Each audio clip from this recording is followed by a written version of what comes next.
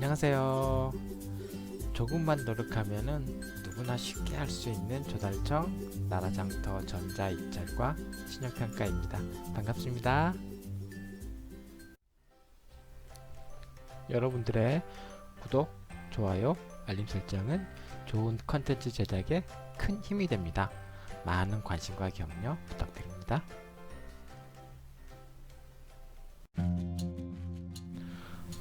자, 이번 시간엔 적격심사의 신도평가에 대해서 알아보도록 할게요. 제가 전 시간에 적격심사를 설명하면서 다음 시간에 신도평가에 대해서 역시 설명을 해드릴 건데 이게 의외로 중요합니다 라고 제가 강조를 했어요. 일단 결론부터 말씀드리자고 하면 신도평가는 적격심사 과정의 감추인 보화다 라고 저는 설명하고 싶어요. 성경에 이렇게 감추인 보화라고 하는 그 비유 예화가 있는데 역시 저는 이 적격심사에 있어서 이 신도평가는 이 감추인 보화라고 얘기를 하고 싶어요. 전 시간에도 제가 설명을 해드렸었죠. 최저가 입찰자 잡고 1순위는 됐는데 적격심사만 하면 탈락을 해서 통과를 못해서 차순위자 계약자에게 계약이 넘어가는 경우가 많다고. 어떻게 해야 됩니까?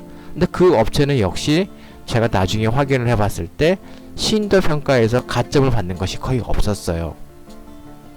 여러분들이 제가 전 시간에 똑같은 얘기지만 자꾸 신설업체 이제 처음 하신 분들의 가장 문제점 중에 하나가 뭐냐면 적격심사 기준, 입찰 기준, 점수 기준을 자꾸 우리 회사, 자기네 회사 기준으로 맞추려고 해요. 하지만 여러분들 제가 다시 말씀드리지만 여러분들이 적격심사 기준을 맞출 수가 없어요. 여러분들 회사가 적격심사 기준에 맞춰야지 적격심사 기준을 자꾸 여러분 회사에 맞추시려고 하면 절대 그분들은 최저가 입찰자 1순위가 되었다고 해도 계약을 못합니다. 낙찰을 못 받아요. 노마에 가면 노마의 법을 따르셔야지 노마법을 우리 법에 맞게끔 바꾸시려고 하시면 안 돼요. 그만큼 중요했던 내용이니까 보시고요. 실제 제가 사례도 하나 얘기를 해드릴게요.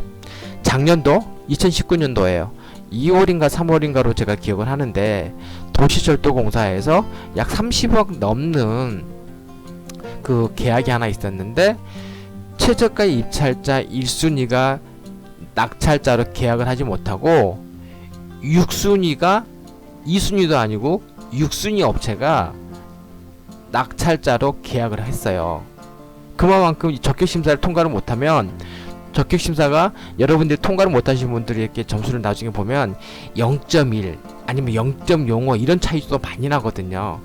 그만큼 중요한 내용이기 때문에 이 신도평가에 대해서 한번 꼭 이 리마인드를 한번 해보셔야 돼요. 무슨 말인지 아시겠죠?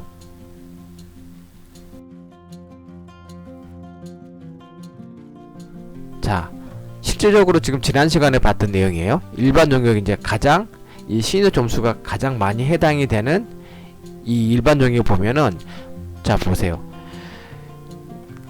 보통 5.0에서 마이너스 5.0에서 플러스 6.75까지 이게 차지한다고 보시면 돼요. 물론 이제 폐기물 처리에서는 이제 감점이 마이너스 8.0까지 늘어나요. 그리고 또 하나 여러분들이 이제 신도에서 알아두셔야 할 게 뭐냐면 지금 이 경우에 해당 영역 수행 능력 학술 연구 영역에서는 이게 초정 가격이 고시 금액 이상의 경우에 60점까지잖아요. 그러면 여러분들이 지금 이 신인도를 빼고 지금 적격심사 점수를 해보니까 해당 영역 수행 능력이 59점이었어요. 근데 신인도 점수가 예를 들어서 플러스 2점이 더 붙었어요. 그러면 여러분들의 점수가 그러면 59점 플러스 신인도 점수 플러스 2점이니까 우리 점수가 61점이네? 라고 생각하실 수도 있을 수도 있는데 그거는 해당 사항이 안 됩니다. 즉 여기 보면 이 배점 한도 이상을 넘어가지는 못해요. 근데 그 배점 한도가 만점이 되기까지는 계속해서 신도 점수로 플러스를 올려줄 수 있는데 그 점수를 초과하는 신도 가점 점수는 거기까지가 한계입니다.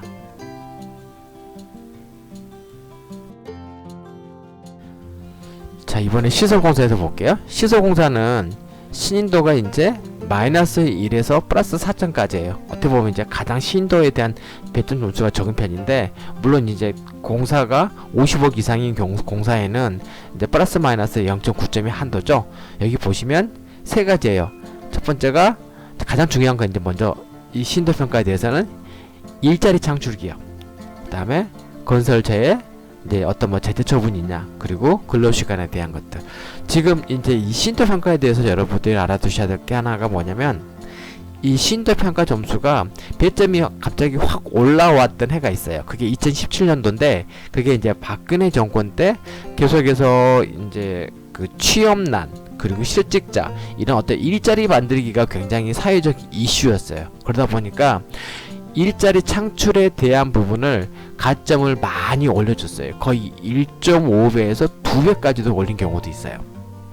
그리고 그 일자리 창출에 대한 분위기는 현재 문재인 정부 들어와서도 역시 그대로 이게 승계되고 있는 상황입니다. 그러니까 일자리 창출에 대한 이쪽 가점 점수가, 신도 점수가 되게 높아요. 자, 다음 시간에 더 다음을 볼게요.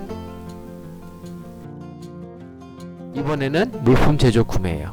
점수는 역시 마이너스 5에서 플러스 5점. 이게 거의 주고요. 자, 보시면 이제 물품 제조이기 때문에 기술 인증이 하나 있고, 두 번째 중소기업. 역시 중소기업도 중요한 게, 중소기업들이 이제 첫 번째 자꾸 일자리를 만들려고 지금 유도하는 과정이에요. 그래서 여기 보시면 점수가 좀 높죠. 그리고 만약에 여러분들 중소기업에 해당이 안 되더라도 그러니까 공동수급체를 자꾸 구성을 해서 입찰에 참여하게끔 이제 유도를 하는 거예요. 그리고 이제 약자 지원. 약자 지원의 대표적인 게 여성기업이 되겠죠. 또 장애인 기업도 해당이 되겠죠. 자, 이번에 똑같습니다. 자, 고용 창출 나오죠. 자, 신규 고용, 청년 고용, 그 다음에 청년 고용 우수기업, 여성 고용 우수기업, 장애인, 그 다음에 고용 형태 증가. 이 고용 형태 증가는 즉 비정규직이 아니라 정규직. 이거는 특히 이제 문재인 정부 들어와서 이게 굉장히 중요한 이슈가 됐죠.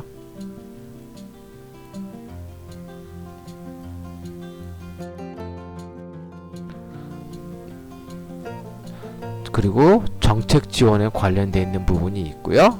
그 다음에 불공정 계약 행위. 이거는 뭐 어디를 가나 다 똑같은 항목이에요.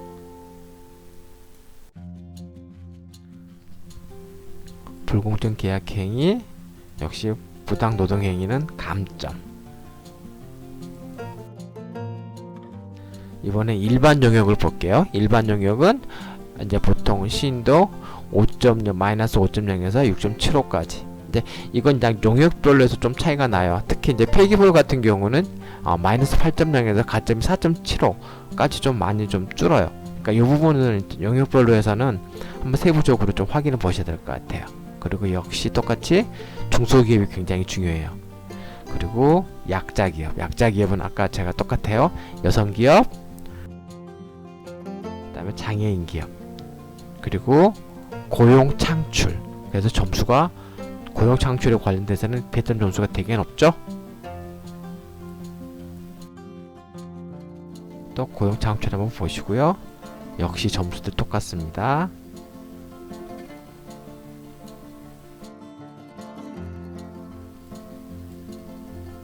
고용 창출 역시 점수가 높죠. 그리고 정책 지원이 있고요. 자, 여기 일반 용역에서 이제 정책 지원이 되어 있고요. 정책 지원 점수도 올라가죠.